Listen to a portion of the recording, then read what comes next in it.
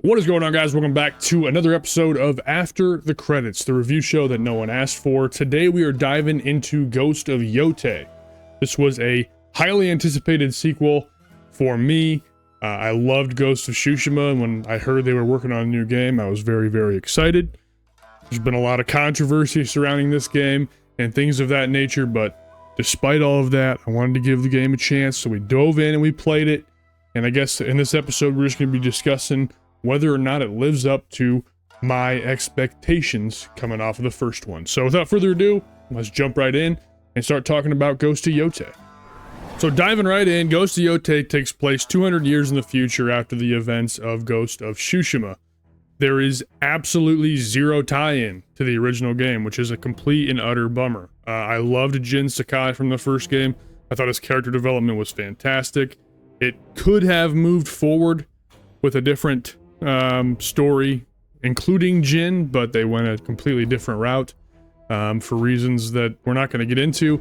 But you control Atsu in this game, and this game is basically just a revenge tale. So it's a standard revenge storyline where Atsu's family was murdered by this clan called the Yotei 6, and it's your job throughout the game to go to the different regions in Yotei and clear out these enemy encampments that contain a member of the Yotei 6.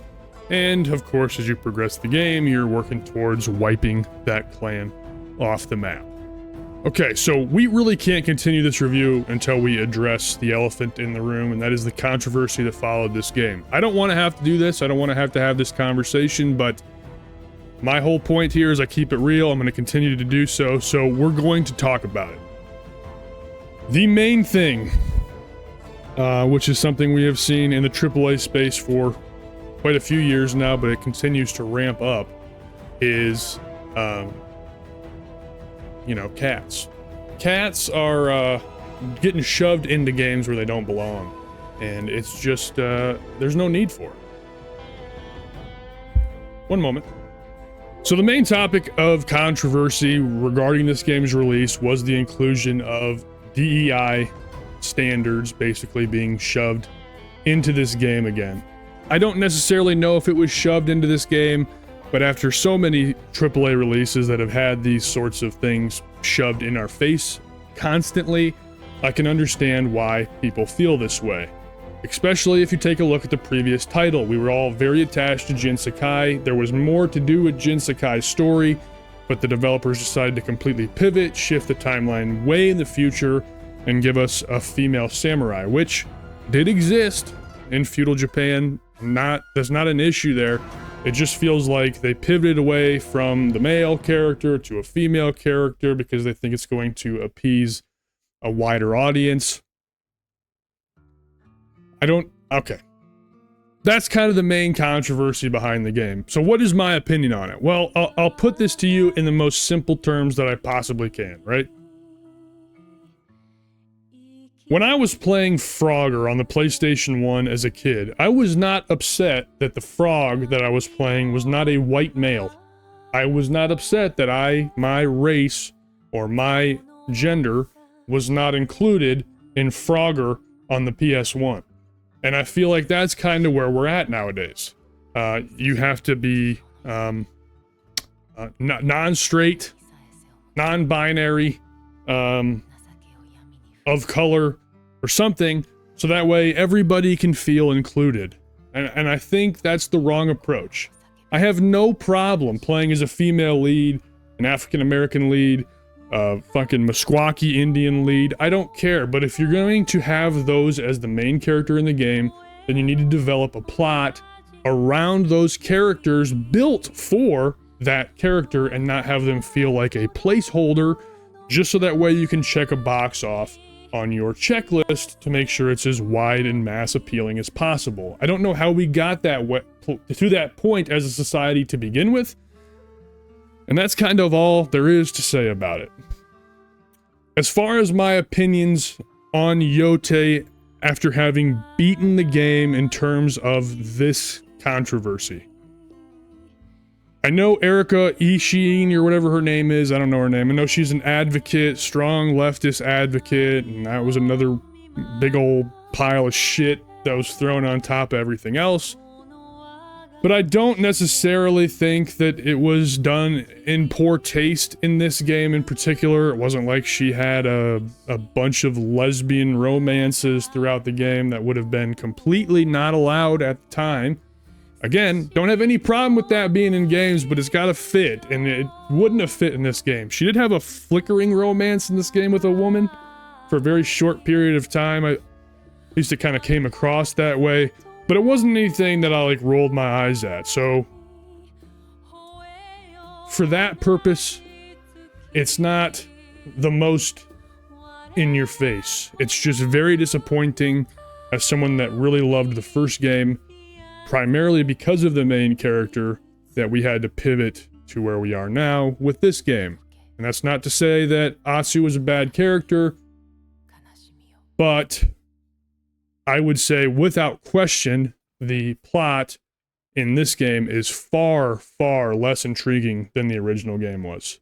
They just didn't have, I mean, it's very clear they decided they wanted to go with a female protagonist as a lead, and they just ran out of all the creativity and all the creative juices that Tsushima had.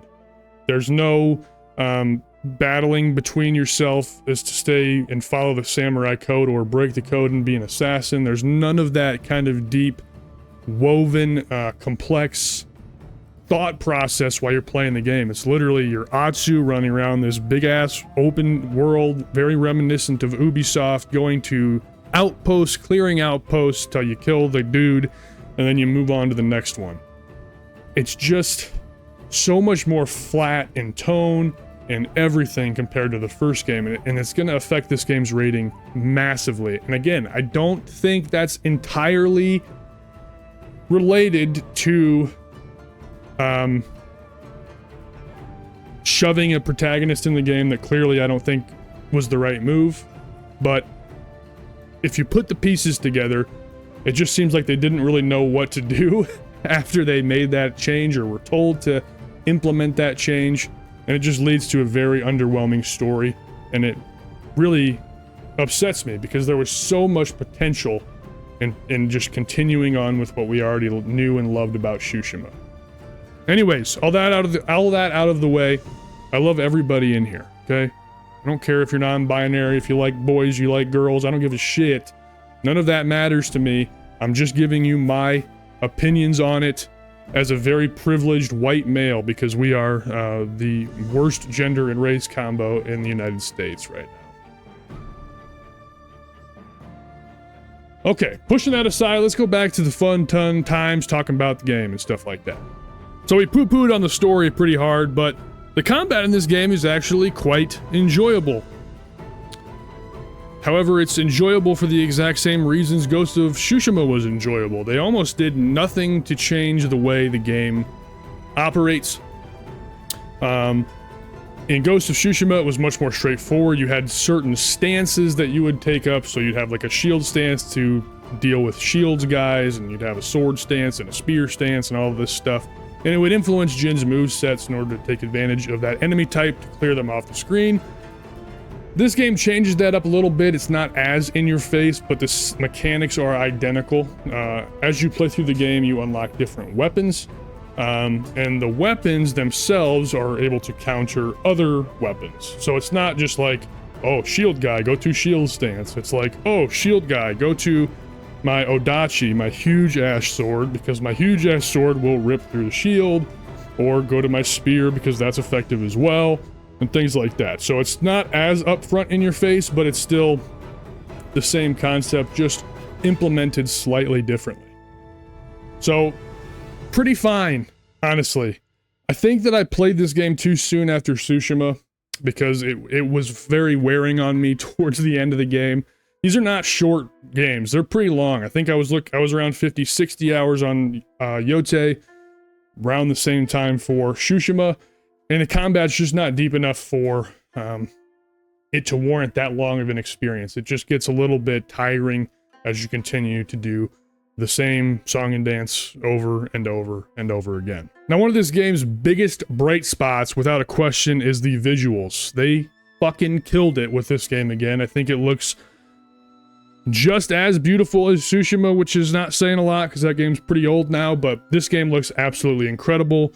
It's referred to as like a screensaver simulator because you can pretty much go anywhere on this map, stop, pull out the camera feature, and just get this beautiful view of the surroundings. And no matter where you post up, everything always looks absolutely incredible. So they did a fantastic job with that. But at the end of the day, all that beauty is there. It's just very shallow outside of that. Spend a lot of time just on your horse running from point to point, and then there's really not a large amount of enemies just kind of patrolling the open areas that I feel like was more prominent in Tsushima.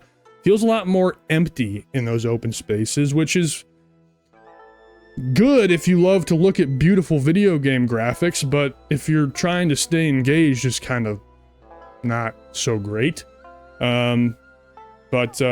Yeah, it's beautiful. They're just kind of flat in those areas.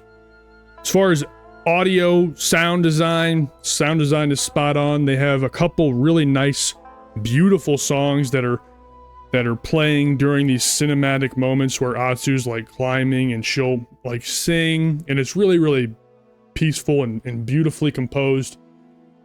But I think there's maybe 2 sequences like that in the entire game, and then they never happen again.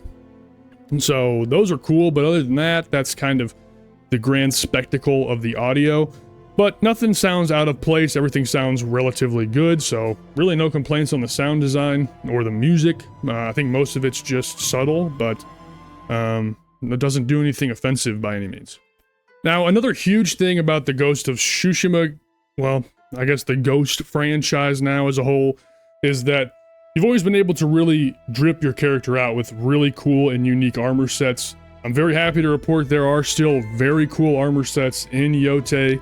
I don't know if there's as many, I'm not sure on this, but I feel like I ended up using like 1 or 2 armor sets throughout the majority of the game just based off of the stats that they provided, so I didn't really get to use a wide array of suits like I did in the first game, which is just a personal preference thing. But I will say all of them look very, very cool, very flashy, and I enjoyed being able to customize Atsu to make her look like a badass, or make her look like the Ghost. I feel like the majority of my playthrough I just had her in like black garb because she's the Ghost and that's the whole thing. And anyways, it felt right to me lore wise. But anyways, that stuff is all still here, all phenomenally done. Kudos to them for designing some really solid armor sets. Now, along with the armor sets, this game does introduce, as I mentioned, new weapons. The first game only had a katana. This game, you get a katana, dual blades, adachi, you get Katsuragama. I butchered that, but you know, the ball and the sickle thing. I'm a fucking idiot. And then I think there's one more, but I don't know what it is off the top of my head, but you do get different weapons. They all have different unique movesets, which is very, very cool and very appreciated. But again, the combat is just the same as it was before. You go up to an enemy of the opposite weapon type, you switch to the weapon type that does better against that enemy, you heavy attack them till their stamina breaks, then you stab them with quick attacks until they die, and then you just reset your brain for the other enemy coming at you, and then you do the same thing. But they have different animations and move sets, and you do have different special abilities for each weapon as well, but again, you're not going to use those special abilities unless you're fighting an enemy of the opposite weapon type. So it's just, what am I saying? I'm twisting everything negatively here, and I'm not trying to, but it's just all off the top of my head. It just kind of keeps going that way. What I will leave this off with is the animations are very well done. It just ties into the presentation. The whole presentation of the game is good. One of my favorite things about this franchise in general, we're talking Yotei. Fucking stop talking about Tsushima. This game is like almost HUD-less, and I love that. It's one of the most incredible presentation things that I've ever really seen in games. A lot of games you have all these mini maps, and you got the fucking cursor on the top giving you your cardinal directions, and You got your ammo on the side, you know, it just clutters the screen. This game has like no HUD whatsoever unless you need to hold a trigger to switch weapons or whatever it may be. But HUD-less design looks absolutely incredible. The presentation, I would probably give a 10 out of 10. I think the presentation is fantastic. So shout out to them for creating that experience, because that was very appreciated. Now, I know I've shit on the story hard, and that's just the way I feel about it. That's just the genuine truth. But I will say the designs of the Yotei 6, all of them, are really cool. I really enjoy the design of those characters. I think the boss fights are engaging and enjoyable against all of them. And on top of that, when you do kill the specific enemy, you get their mask, and I think their masks are very cool. So they're very fun to go after, which adds a little bit of incentive to keep the story going forward. So they did a nice job, like aesthetically, with those characters to make you want to go kill them. But there's, I mean, you're just following the one plot point. Dude, I fucking hate this game, I think. Like, I genuinely, every time I get going on something where I think it's going to be positive, it fucking spirals and I start shitting on it again. I don't know what the fuck's going on with me. Now I gotta reset. I'm all fucking confused now. Okay, I'm just gonna wrap it up. Honestly, I think I've covered the main things. I've talked about what I need to talk about and get off my chest, but you can probably tell where this review is going. But I'm gonna give this game a B, okay? I'm going to give this game a B. A lot of that rating is getting fucking shot up because of the visuals and because of the way the game looks and the animations and all of that. I would say, to be brutally honest with you guys, if you have not played Ghost of Tsushima, then I think you would enjoy Ghost of Yotei more. I think if you do have the prior knowledge from Tsushima, which I thought was an absolutely stellar, fantastic game, and then you go to Yotei, you're going to notice everything that could have been, unfortunately.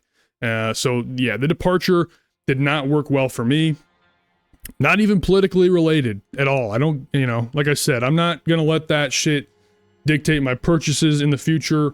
That's not my thing, but ultimately this game is just a lot more flat. It's a lot less engaging story-wise. The combat gets really old. And it just doesn't do anything other than visually that is all that impressive. I would say if I wasn't reviewing the game and if this series wasn't called After the Credits and I wasn't so religiously dutiful about rolling credits on everything that I talk about for this series, I probably would have dropped it. I was not engaged in the story at all. And that's a really massive bummer coming from one of the greatest stories I've experienced in gaming. So just really, really rough, but still gets a B. You know, I can't justifiably give it a C, which would be a 5 out of 10 on my scale. I can't do that because of the presentation. It can't be that, but other than the visuals, it is a mid-level game. And the only, I would recommend it to anybody that hasn't played Tsushima, looking for a little fun action hack and slash title that's not too challenging.